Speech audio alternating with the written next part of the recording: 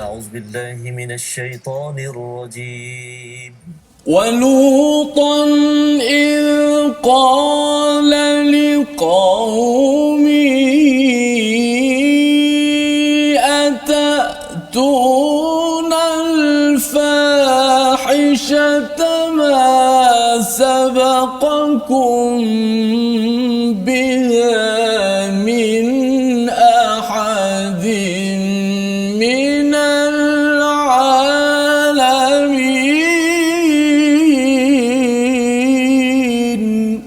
صدق الله. Assalamualaikum warahmatullahi wabarakatuh. Alhamdulillah wassalatu wassalamu ala Rasulillah wa ala alihi wa man walah. Asyhadu la ilaha illallah, asyhadu anna Muhammadan abduhu wa rasuluh. Allahumma salli ala sayidina Muhammad wa ala alihi wa sahbihi ajma'in. Amma ba'du. Apa khabar tuan-tuan dan puan yang dirahmati Allah sekalian? Kita bertemu pada hari ini My Quran Time, baca faham amal. Kita dalam sesi ulang kaji kita pada hari Sabtu yang berbahagia ini. Kita doakan Allah berkati usaha kita, Allah berkati dengan kesungguhan kita mendalami kepada hidayah daripada Allah Al-Quran Al-Karim. Dan hari ini kita bersama dengan Al-Fadil Ustaz Dr. Sanusi. Selamat datang Doktor. Selamat datang. Alhamdulillah. Terima kasih. Dan juga kita bersama dengan Ustaz Tirmizi. Apa khabar Ustaz? Baik, alhamdulillah. Alhamdulillah. Kita berada pada hari ini untuk membincangkan mengulang kaji kepada halaman 160 hingga 164 di mana kita sudah pun mengikutinya selama 5 hari daripada hari Isnin hingga hari Jumaat yang lepas, dan kita ingin melihat sekali lagi agar peringatan demi peringatan yang Allah berikan ini kita tak lupa. Dan bagi tuan-tuan, kita harapkan bahawa Quran Time kita mungkin baca satu hari satu halaman, tetapi kita juga perlu mengulangnya ya, agar kita tidak lupa poin-poin yang ada pada setiap surah ini. Mungkin dengan bacaan, satu lagi mungkin kalau katakan yang menghafaz Quran dalam solat malam ya, boleh kita sama-sama mengulang kaji balik semula, kerana puncak kepada Al-Quran ini apabila kita dapat baca di dalam solat kita sehingga kita mendapat kepada tazakkur, peringatan, sehingga kan kita khusyuk di dalam solat kita. Jadi pada hari ini kita ingin memulakan sesi kita. Tuan-tuan dijemput untuk share di Facebook, jangan lupa ya, untuk kita sama-sama beritahu. Mungkin ada yang tak sempat mengikuti daripada hari Isnin hingga hari Jumaat, jadi kita share mungkin dengan ulang kaji ini dapat kita melihat bagaimana Al-Quran ini bukan sekadar 1400 tahun yang lepas, tetapi ia juga memberi manfaat untuk kita pada tahun 2021 ini, insya-Allah. Jadi kita mulakan dengan Ummul Quran Al-Fatihah dipimpin Ustaz Tirmizi Ali. A'udzu billahi minasy syaithanir rajim. Bismillahirrahmanirrahim. Alhamdulillahi rabbil alamin. Ar-Rahmanir Rahim.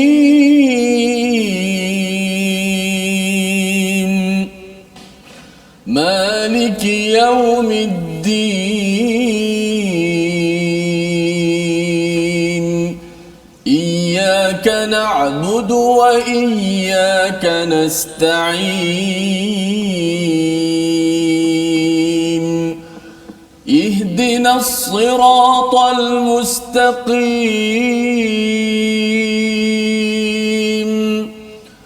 صراط الذين أنعمت عليهم غير المغضوب عليهم ولا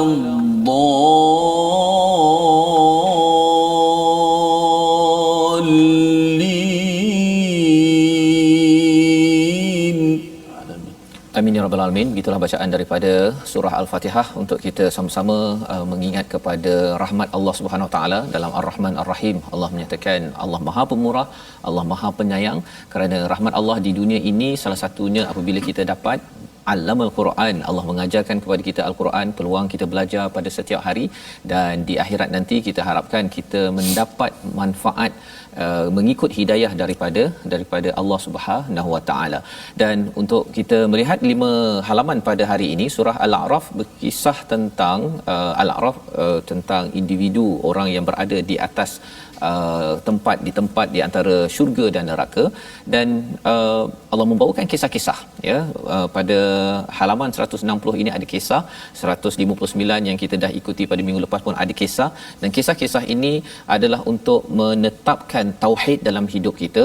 Dan kita nak melihat kepada kisah yang ada permulaan pada halaman 160 ini, sambungan daripada halaman 159 tentang kaum Thamud, ya, tentang kaum Thamud pada ayat 74. Ya, kita nak baca satu ayat bersama dengan Ustaz Tirmizi, dan kemudian nanti kita bersama dengan Ustaz Dr. Sanusi untuk kita melihat apakah yang diingatkan oleh Allah. Dekat sini ada perkataan fadhkuru ala Allah, ya. Jadi biasanya bercakap tentang wadhkuru ni'matallah, ya, dalam surah Al-Baqarah, doktor, ya, tapi di dalam ayat 74 ini ada ala Allah. Ala yang digunakan juga dalam surah Ar-Rahman. Jadi kita baca dahulu ayat 74 dan kemudian kita lihat beza di antara perkataan ini untuk kita lebih menghargai mufradat perkataan dalam Al-Quran, seni lataif yang Allah sedang sampaikan kepada kita. Silakan Ustaz. Auzubillah. واذكروا إذ جعلكم خلفاء من بعد عاد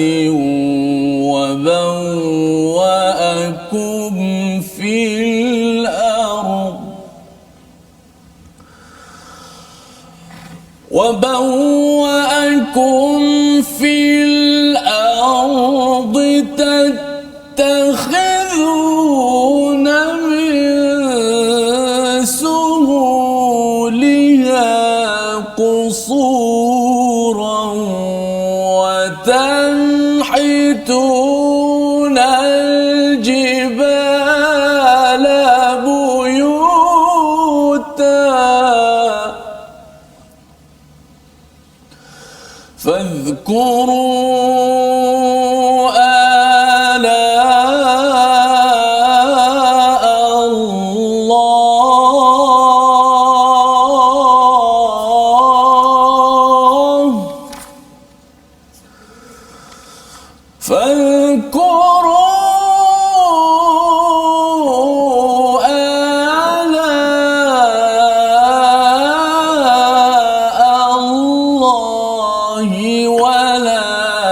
تعثوا في الأرض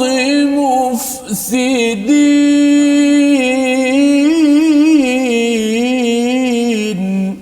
صدق الله العظيم. Dan ingatlah ketika dia menjadikan kamu khalifah-khalifah setelah kaum Ad dan menempatkan kamu di bumi, di tanah yang rata kamu dirikan istana-istana dan di bukit-bukit kamu pahat menjadi rumah-rumah.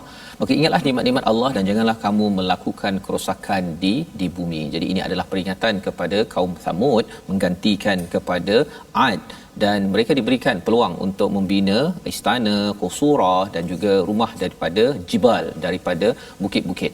Dan di hujung itu Allah menyatakan sekali lagi fadhkuru ala Allah wala ta'thaw fil ardi mufsidin.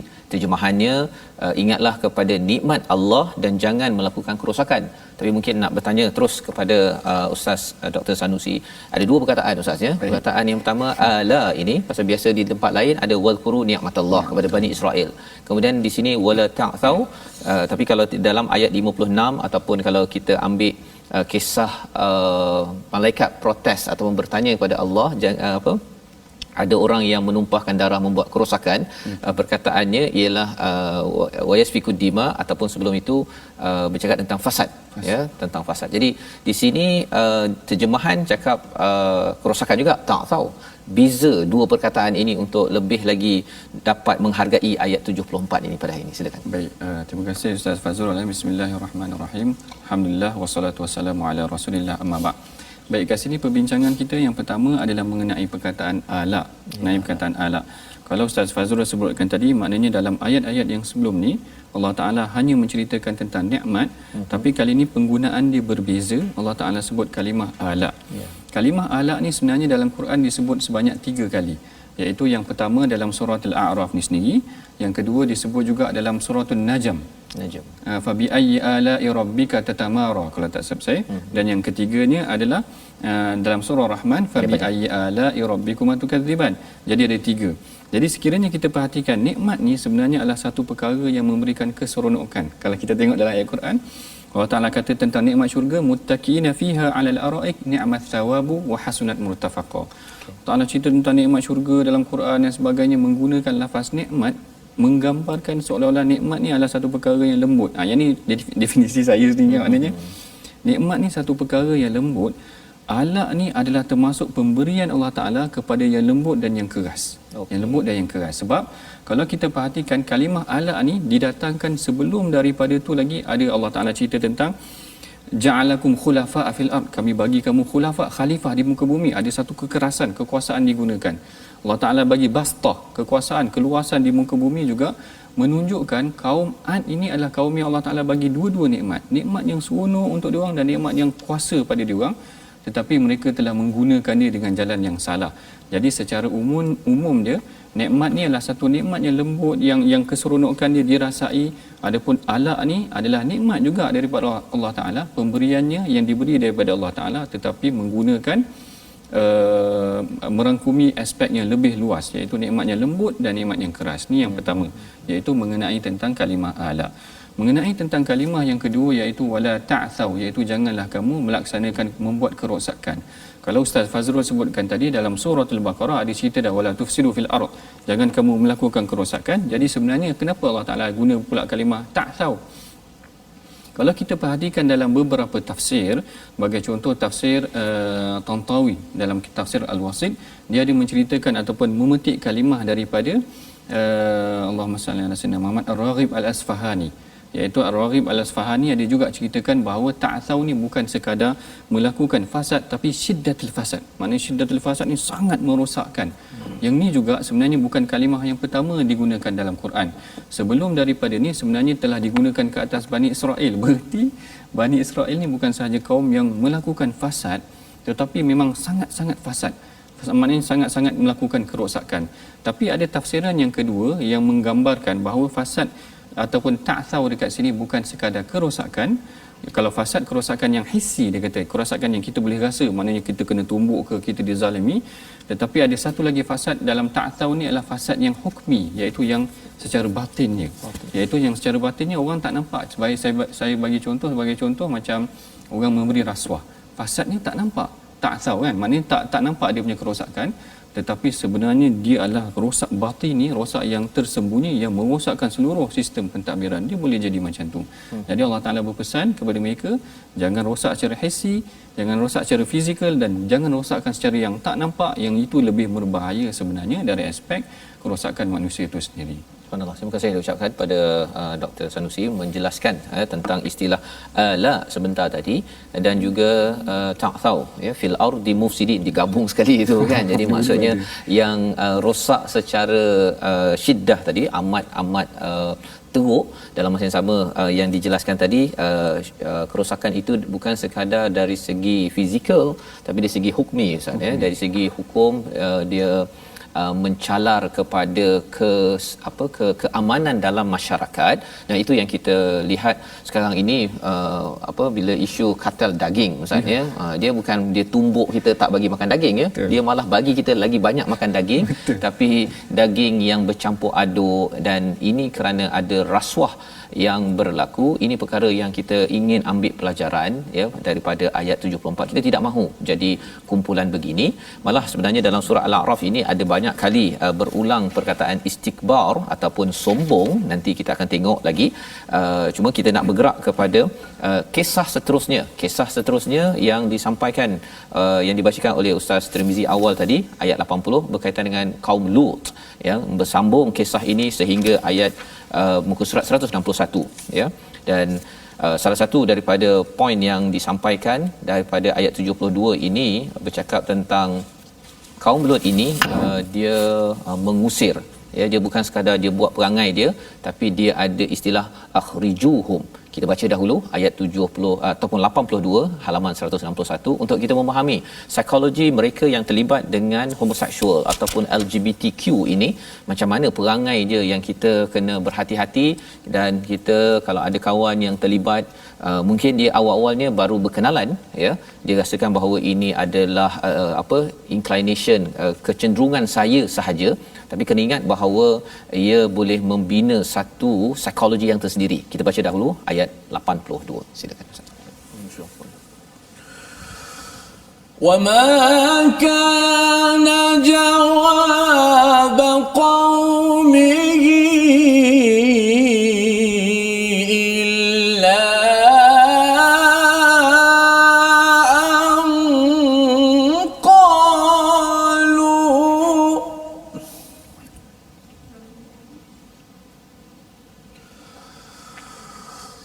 إلا أن قالوا أخرجوهم من قريتكم إنهم أناس يتطهرون.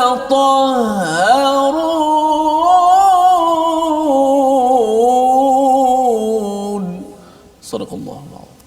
Surah Al-Nazim. Dan jawapan kaumnya, kaum Lut ini tidak lain hanya berkata, usirlah mereka Lut dan pengikutnya daripada negerimu ini, mereka adalah orang yang menganggap dirinya suci. Jadi nak minta penerangan kepada Ustaz Dr. Sanusi berkaitan dengan mereka yang terlibat dengan gerakan, ya, menyokong kepada kaum Nabi Lut ini, ya. Dalam ayat ini dia kata keluarkan. Jadi apa sebenarnya yang berlaku kepada orang-orang yang terlibat dengan aktiviti LGBTQ ini yang perlu diambil perhatian dan kita doa kita dijauhkanlah Ustaz, ya. Silakan. Baik, bismillahirrahmanirrahim. Mengenai tentang isu LGBTQ ni yang juga disebutkan dalam Quran, sebenarnya ianya adalah satu isu yang agak berat. Sebab Allah Ta'ala fokuskan kepada seorang Nabi untuk menangani isu ni, untuk menangani isu yang agak berat. Maksudnya ada Nabi khas, ya? Memang ada Nabi khas. Kalau kita perhatikan, sebenarnya tema setiap Nabi ini diutuskan ada tema dia sendiri. Nabi Nuh untuk menangani isu akidah dan sebagainya. Nabi Shu'aib sebagainya untuk menangani isu-isu ekonomi, perniagaan, kerosakan dan sebagainya pada perniagaan. Tapi isu kaum Nabi Lut ni adalah difokuskan kepada isu LGBT sebenarnya. Dan kalau kita perhatikan kat sini, kumpulan ni dah merebak dia punya, saya minta maaf saya sebut penyakit, maknanya dia punya masalah tu tadi telah merebak sehingga menyebabkan mereka merasakan orang yang baik ni yang salah. Dia kata innahum unasun yatatahharun. Maknanya mereka inilah kaum yang cuba membersihkan diri. Pada hakikatnya sebenarnya perkataan ataupun isu LGBT ni adalah satu perkara yang berat sehingga Allah Ta'ala hantar kaum Nabi Lut. Boleh ataupun tidak boleh kita tangani, sebenarnya kita kena tengok macam mana Rasulullah buat. Kalau kita perhatikan dalam hadis, sebenarnya Rasulullah berusaha untuk menangani kumpulan ini dengan memberikan peringatan bahawa sebenarnya mereka yang mengamalkan dengan beberapa amalan mesti disekat ataupun kalau boleh dijauhi, mesti dijauhi. Kita tengok macam mana Rasulullah menangani isu ni adalah dengan menangani punca isu. Punca isu ni sebagai contoh, sebenarnya banyak sebenarnya banyak punca isu ni. Yang pertamanya adalah ada di kalangan mereka ni yang hasil ataupun tercenderung ke arah ni adalah disebabkan kerana sexual abuse. Kalau saya bincang dengan kumpulan ni daripada satu kumpulan penyelidik di USIM, nama dia Profesor Dr. Rafidah, yang mana dia menangani isu-isu LGBT ni. Dia menceritakan bagaimana ada sebahagian yang menjadi punca kepada isu ni adalah memang daripada kecil dia dah diliwat oleh ayah saudara dia. Jadi perhatikan isu ni agak serius yang berpunca daripada punca-punca yang sebegini. Bagaimana Islam rawat? Islam rawat daripada awal dengan mengatakan Rasulullah larang la'anallahu man amila bi'amalin qaumil Lut. Allah Ta'ala akan melaknat orang yang melaksanakan amalan kaum Nabi Lut ni tadi. Jadi ini yang menjadi punca. Jadi punca ni mesti dicegah dahulu. Yang membimbangkan kita pada hari ini, punca-punca ni berlaku di mana-mana. Kadang-kadang dalam sekolah pun berlaku. Beginilah Rasulullah tangani, iaitu mengurangkan mereka dari aspek punca. Yang keduanya adalah bagaimana Rasulullah tangani isu LGBT ni adalah melihat dari aspek bagaimana Rasulullah melarang mereka ni buat cross dressing. Cross dressing ni maknanya berpakaian dengan yang berlawanan dengan dia. Bagi contoh, yang lelaki berpakaian seperti wanita. Jadi Rasulullah kata la'anallahul mutasyabbihat. Allah Taala melaknat orang yang berpakaian sedemikian kerana punca-punca sebegini akan membawa manusia kepada kecenderungan ke arah yang tak elok. Jadi begini yang Rasulullah anjurkan, bagaimana sebenarnya LGBT ni boleh ditangani, tetapi mesti ditangani dengan dirawat dari aspek punca masalah tu sendiri tadi. Punca masalah Jadi tadi. maksudnya dari segi punca pergaulan satu, Ya. kehidupan sosial, dan juga dari segi social contract tadi, pakaian pun penting. Ustaz ya.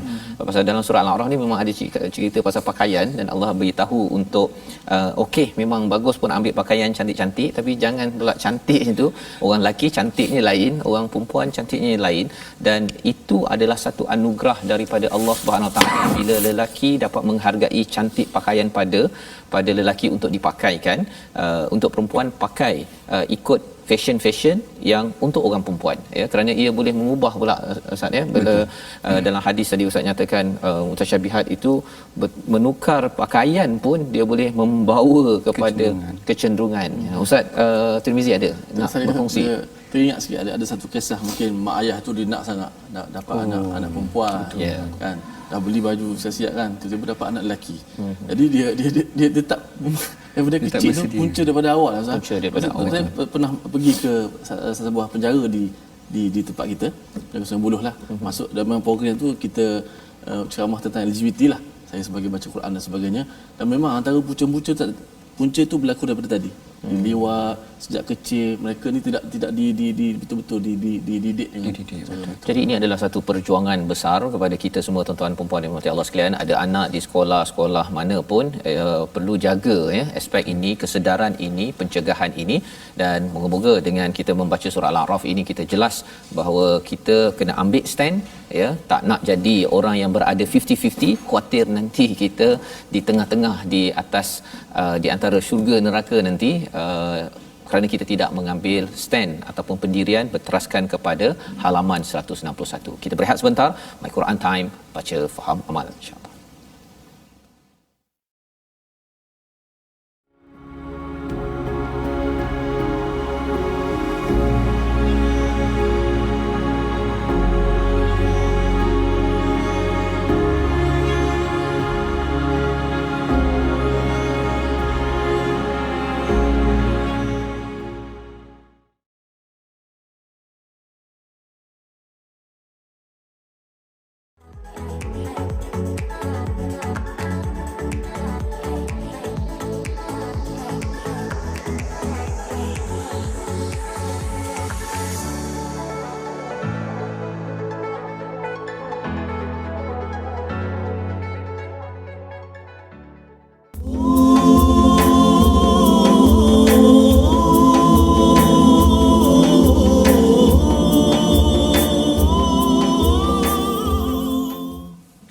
Alhamdulillah kita bertemu kembali dalam My Quran Time pada hari ini untuk kita sama-sama ya melihat kepada ulang kaji halaman 160 hingga 164, dan kita pun sudah melihat sehingga halaman 161 sebentar tadi bersama dengan Al-Fadhil Ustaz Dr. Sanusi untuk menjelaskan kepada kita tentang kisah kaum Lut yang sebenarnya ada cabaran dan ada psikologi yang tersendiri. Dia kalau sampai to the extreme ialah dia merasakan pada manusia lain sebagai tidak betul ya, dia yang betul. Itu adalah kerangka bagaimana sesuatu dosa kalau ianya dianggap sebagai biasa-biasa, dianggap sebagai norma ya, dianggap norma kebiasaan, ia boleh menterbalikkan yang hak itu sebagai batil dan yang batil itu sebagai hak. Dan sehingga kan kalau kita tengok di online Ustaz ya, ada social media yang letakkan sekarang jantina biasa dua je kan, lelaki perempuan, sekarang dah ada lebih daripada 60-70. Maksudnya ada campur-campur sana sini apa sebagainya, tapi masih lagi kalau bersalin ataupun beranak dekat hospital tu masih lagi lelaki perempuan lagi lah setakat ni kan. Jadi idea-idea inovasi tanpa hidayah dengan penuh kezaliman ataupun penuh dengan kegelapan ini adalah suatu perkara yang amat mengerikan, dan kita nampak perkara ini. Cuma mungkin sebelum kita nak pergi lebih lanjut Ustaz ya, bila melihat kepada kumpulan ini, adakah kita macam mana kita nak melihat berinteraksi dengan mereka? Adakah kita ini kena marah dengan mereka, ataupun kita kena keluarkan mereka daripada negara ini ataupun negeri ataupun daripada syarikat ke daripada keluarga pasal takut nanti dia menular, ataupun macam mana sebenarnya? Okey, baik. Yang ni saya suka juga untuk kongsikan bersama tadi mengenai tentang bagaimana Rasulullah menangani golongan LGBT ni tadi. Yang pertama, kita tengok perhatikan bagaimana Rasulullah bersikap tegas dari aspek bagaimana Rasulullah tak kasih melakukan perkara yang bersalahan dengan syarak. Yang kedua, jangan cross dressing, iaitu jangan berpakaian seperti pakaian yang bercanggah dengan dia punya jantina. Tapi kalau kita perhatikan juga dalam hadis, tidaklah Rasulullah ni bersikap sangat keras sangat, kerana ada juga beberapa hak yang Rasulullah jaga buat golongan yang saya tak panggil lah golongan LGBT, takkan Rasulullah nak bagi intirah LGBT tu tadi, tapi mukhannath kita panggil, iaitu lelaki yang berperwatakan ataupun ada berperwatakan seperti wanita ataupun kejiwaan dia seperti wanita.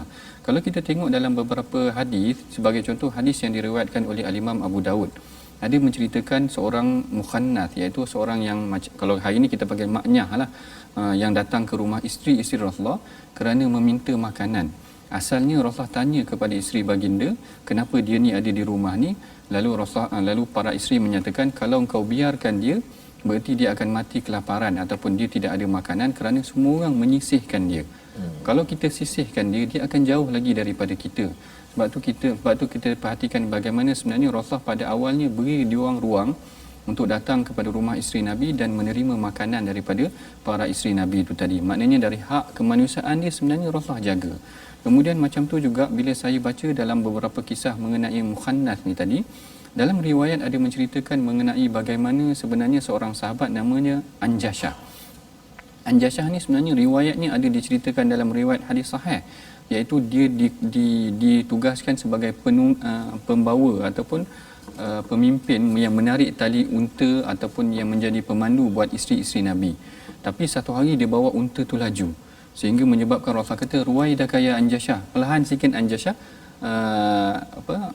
suka bil qawarir, iaitu engkau bawa kaca-kaca, iaitu isteri Nabi tu, wanita-wanita tu digambarkan seperti kaca, iaitu yang berat untuk yang mudah pecah. Jadi kalau kita perhatikan kat sini, walaupun Anjashah disifatkan oleh sebahagian ulama sebagai mukhannath, tetapi Rasulullah bagi hak dia pekerjaan. Maknanya Rasulullah iktiraf dia, Rasulullah bagi ruang kepada dia. Tetapi andai sekiranya dia melakukan kesalahan daripada aspek syarak, maka Rasulullah akan bersikap tegas.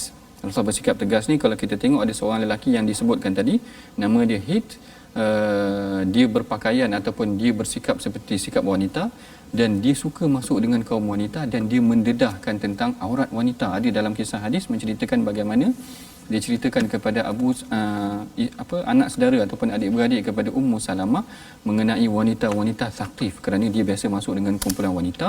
Jadi dia ceritakan tentang aurat mereka. Lalu Rasulullah kata, akhrijuhu, maknanya keluarkan diorang ni daripada rumah kamu, kerana dibimbangi kerana membocorkan ataupun menceritakan tentang aurat wanita muslimah yang sepatutnya kita pelihara. Jadi aspek kat sini kita kena faham, pengajaran dia adalah Rasulullah menjaga hak mereka, tetapi sekiranya mereka melakukan perkara yang bertentangan dengan syarak, maka Rasulullah akan bersikap tegas. Tegas ya. Jadi ini adalah panduan penting dalam kehidupan kita, berinteraksi dengan kumpulan yang berbeza kecenderungan, lantaran kita tidak mahu kalau katakan iblis itu dilaknat itu kerana istikbar, kan, kerana sombong. Kita pula yang sombong dengan kumpulan LGBT ini, ya, sehingga kan kita halau dahlah tadi kalau dalam kisah Nabi Lut itu kaumnya itu menghalau, kan. Jadi halau dengan halau itu bukan kaedah untuk menyelesaikan isu. Malah Nabi dalam apa yang dikongsikan tadi menyantuni kepada hak kemanusiaan, tapi dalam masa sama menjaga hukum ataupun syariat yang perlu dijaga di antara satu sama lain. Jadi bercakap tentang kita tidak mahu jadi sombong ini, kita baca daripada ayat 88, kerana konsisten ada beberapa kali dalam surah Al-A'raf ini tentang istilah sombong. Kita baca dahulu ayat 88 daripada halaman 162 untuk kita menyemak balik apakah intipatinya. Silakan Ustaz. Baik. قال الملأ الذين استكبروا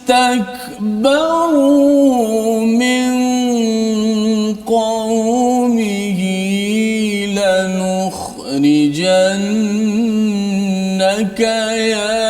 شعيب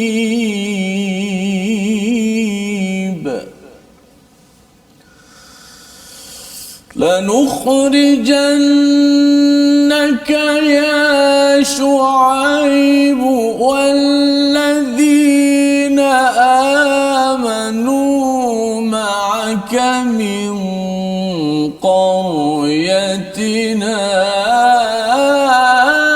أو لتعودن في ملتنا قال أولو كنا كارهين.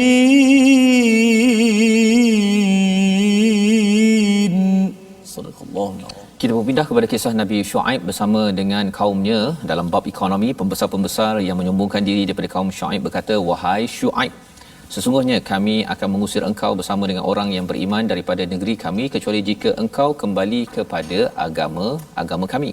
Shu'aib berkata, "Adakah kamu akan mengusir kami meskipun kami tidak menyukainya?" Jadi nampak menarik sebenarnya kisah Nabi Shu'aib ini, Ustaz Doktor ya. Maksudnya kalau kita kaitkan dengan kisah Nabi Lot tadi tu, dia kalau orang ni dia dah buat satu kesilapan jenayah, dia bukan sekadar buat seorang-seorang, dia ada tendensi keinginan untuk halau orang yang buat baik. Sama dekat sini juga, keluar kan, kalau kamu tidak ikut kepada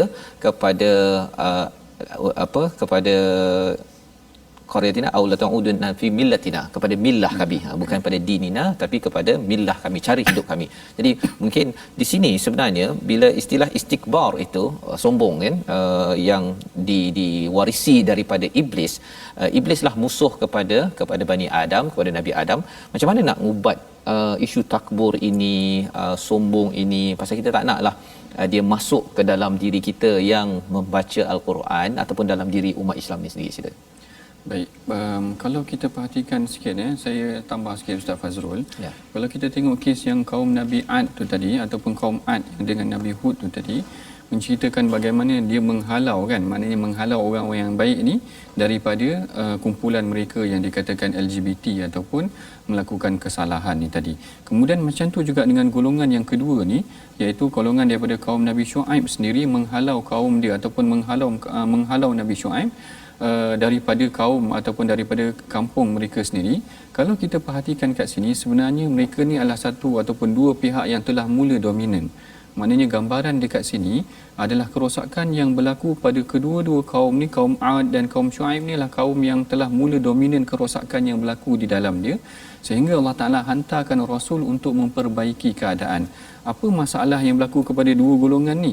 Adalah kerana mereka istikbar, iaitu mereka sombong tu tadi. Penyakit sombong ni sebenarnya adalah penyakit dalaman, iaitu penyakit hati. Dia bukannya satu penyakit yang boleh dinampak secara zahir. Kalau kita perhatikan kat sini, sikap dia sama je macam, sebenarnya sama macam iblis juga, iaitu sebenarnya dia orang bukan tak tahu impact.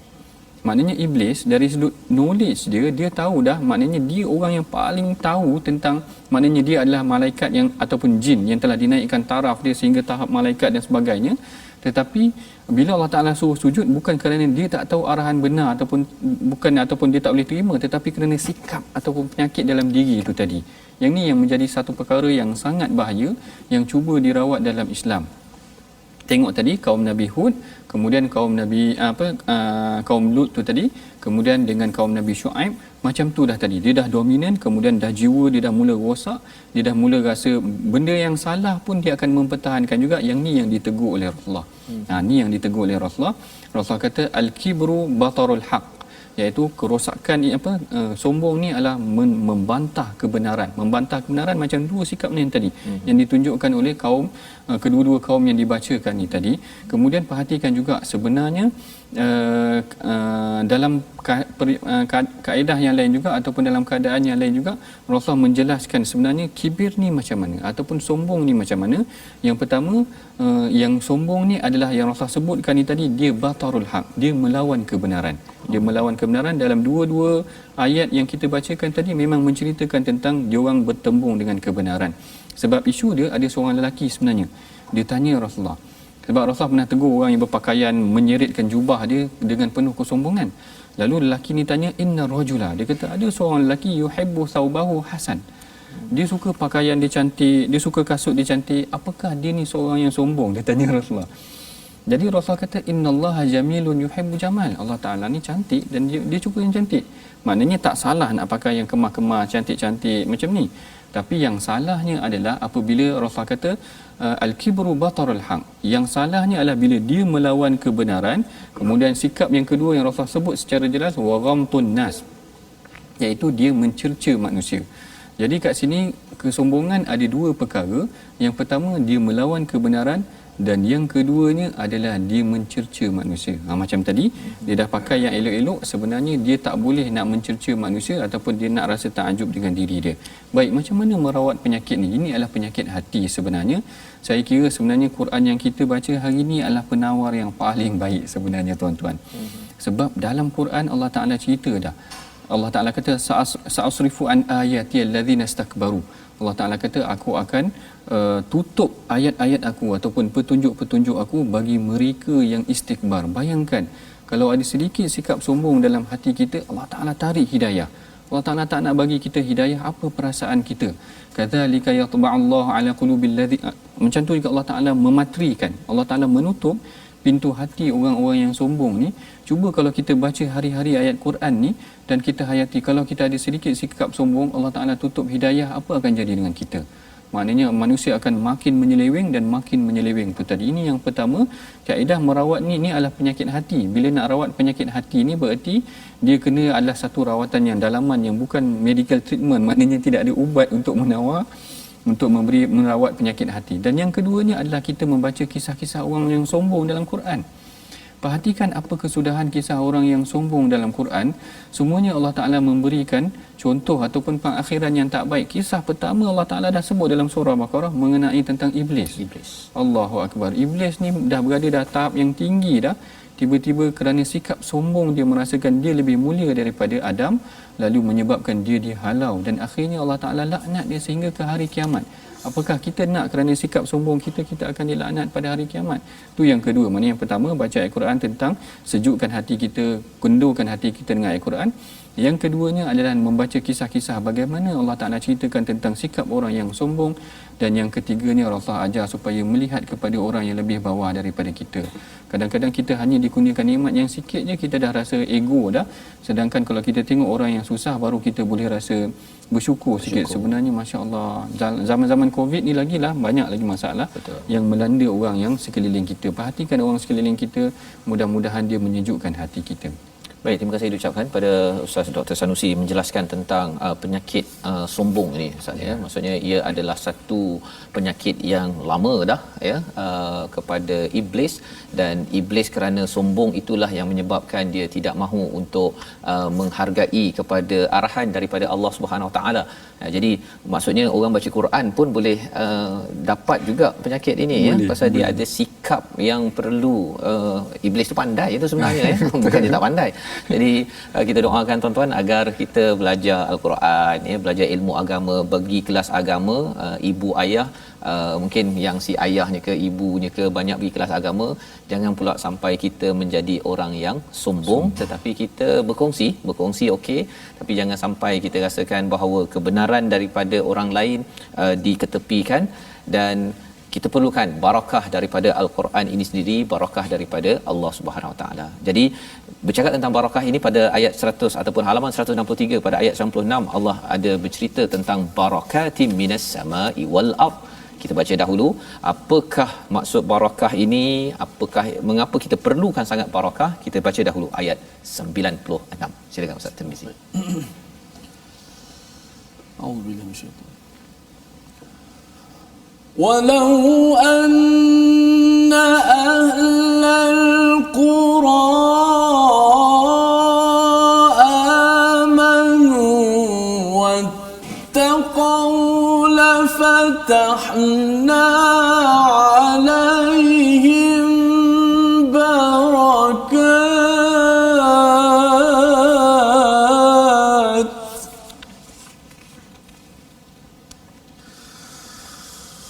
لفتحنا عليهم بركات من السماء والأرض ولكن كذبوا فأخذناهم بما كانوا يكسبون. صدق الله. Surah Al-Nazim ayat 96, dan jika penduduk negeri beriman dan bertakwa, pasti kami akan melimpahkan kepada mereka keberkatan daripada langit dan bumi, tetapi ternyata mereka mendustakan ayat-ayat kami, maka kami siksa mereka sesuai dengan apa yang telah mereka lakukan. Ayat ini terkenal Ustaz, selalu dibacakan, tapi hari ini ada banyak soalan ni saya nak tanya ni kan. Salah satunya ialah ahlul qura ini maksudnya qaryah kita dekat masjid tu ke, yang biasa orang cakap tu kan, qaryah-qaryah tu ke, ataupun dia mesti negeri ke, negara ke, dunia? Itu satulah soalannya Ustaz, kalau dapat kongsikan sikit. Dan bila bercakap tentang bila dah beriman, bertakwa, ya, maksudnya iman, dia percaya dan bertindak atas iman itu, dibukakan pintu langit dan bumi, ya. Apa yang ada daripada langit itu, apa yang maksud daripada bumi itu, yang kita tahu memang kita nak barakah, banyak kali bercakap tentang barakah, tapi langit turun apa, bumi turun macam mana yang memberi kesan kepada ahlul qura dalam ayat ini? Silakan. Okey, ini soalan yang mencabar juga. Baik, sebelum saya masuk tentang ahlul qura ni tadi, saya masuk pula dulu tentang barakah, iaitu barakat ni adalah jamak kepada barakah, dan barakah ni adalah subutul khair al-ilahi. Yang ni yang ditafsirkan oleh al-Imam ataupun Syekh Tantawi. Subutul khair al-ilahi ni maknanya penetapan kebaikan yang dikurniakan oleh Allah. Maknanya kebaikan ni, barakah ni adalah satu perkara yang kadang-kadang Raghib Al-Asfahani kata ada yang hissi, ada hissi sama dengan macam tadi, ada yang boleh dipegang, ada yang maknawi yang tak boleh dipegang. Barakah maknawi ni kadang-kadang dia lebih mencabar, iaitu dia lebih datang kepada keberkatan terhadap sesuatu. Allah Ta'ala sabitkan, Allah Ta'ala tetapkan kebaikan dia sehingga dia dapat dinikmati oleh ahlul qura tu tadi. Ahlul qura tu tadi, saya bagi contoh. Bagi contoh, barakah ni kadang-kadang tak semestinya dengan banyak. Kan kita selalu cakap barakah. Rasulullah dalam banyak hadis, Rasulullah mengajar kita supaya barik lana fima razaqtana. Maknanya berkati kami kepada rezeki kami, walaupun sedikit tetapi kebaikan dia tu membumi. Kebaikan dia tu menyerap sehingga walaupun sedikit memadai untuk satu keluarga. Kadang-kadang bila kita dalam keadaan susah tetapi sumbernya halal, kita dapati keberkatan tu dapat dirasai oleh seluruh ahli keluarga, berbanding dengan bila kita ambil satu sumber yang haram, kita merasakan walaupun kita dah jadi kaya, perkara tu tak cukup. Yang ni yang menghairankan, dan yang ni yang memberikan kita satu pengajaran. Kadang-kadang kita teringat waktu susah dulu, waktu sumber halal tu lagi, kadang-kadang dia memberikan keberkatan ataupun kebaikan kepada satu keluarga tu tadi, yang pertama. Dan yang keduanya, barakah ni juga adalah kebaikan yang menghasilkan kebaikan. Saya kira macam tu sebenarnya. Sebab kalau kita tengok keberkatan kepada menjaga rezeki yang halal ni tadi, kita perhatikan bagaimana Al-Imam Bukhari, yang juga saya pernah sebut sebelum ni, Al-Imam Bukhari kata tak ada rezeki daripada aku usahakan ni adalah satu perkara yang syubhah. Kita perhatikan para imam ni, bila ayah-ayah mereka menjaga keberkatan rezeki, dia menghasilkan anak-anak yang baik. Sebab tu saya kata keberkatan tu adalah menghasilkan keberkatan yang lain, yang lain. Maknanya ayahnya baik akan menghasilkan keberkatan kepada anak-anak yang baik. Jadi berkah tu bukan satu perkara yang nampak, dia dirasai dan dirasai oleh orang sekeliling, manfaat dia tu tadi. Baik, balik kepada ahli qura tu tadi, siapa yang mengasai dia sebenarnya? Siapa yang merasai? Kalau kita balikkan tadi, kalau satu kaum tu dia kata amanu wattaqau, beriman dan bertakwa, seluruh kampung tu akan merasa keberkatan dia tu tadi. Kerana mereka yang beriman dan bertakwa ni, dia kan setiap keluarga akan ada satu komuniti akan membentuk satu komuniti yang besar setiap keluarga. Jadi setiap keluarga ni kalau dia bermanfaat, dia betul-betul beriman dan bertakwa, dia menghasilkan satu komuniti yang macam mana saya nak cerita pun, dia menghasilkan satu komuniti yang barakah ni, maknanya kebaikan tu tersebar kepada seluruh. Dia mengebak Dia mengebak kebaikan tu tadi. Bayangkan maknanya kalau saya jaga anak saya daripada melakukan perkara yang haram, maknanya Ustaz Fazrul menjaga, Ustaz Tirmizi juga macam tu, satu kaum, jadi satu keluarga dan satu kampung tu akan menjadi satu kampung yang rahmah. Maknanya baik.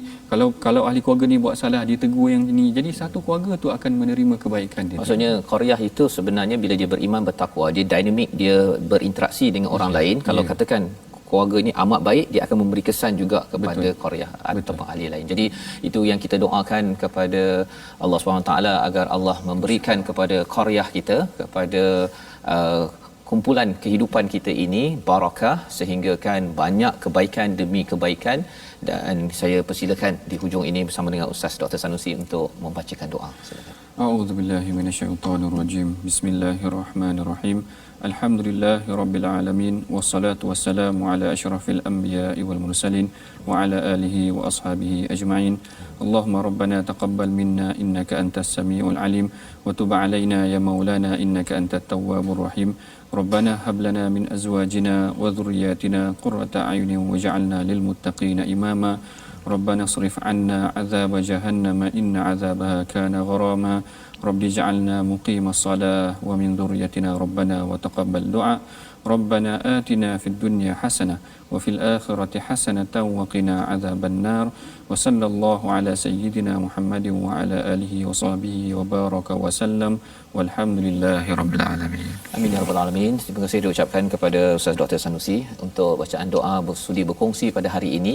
Dan inilah kesedaran yang kita ingin bawakan dalam tabung gerakan Al-Quran untuk kita selalu menjemput barakah dengan iman takwa yang tuan-tuan laksanakan berpandukan cahaya daripada Al-Quran.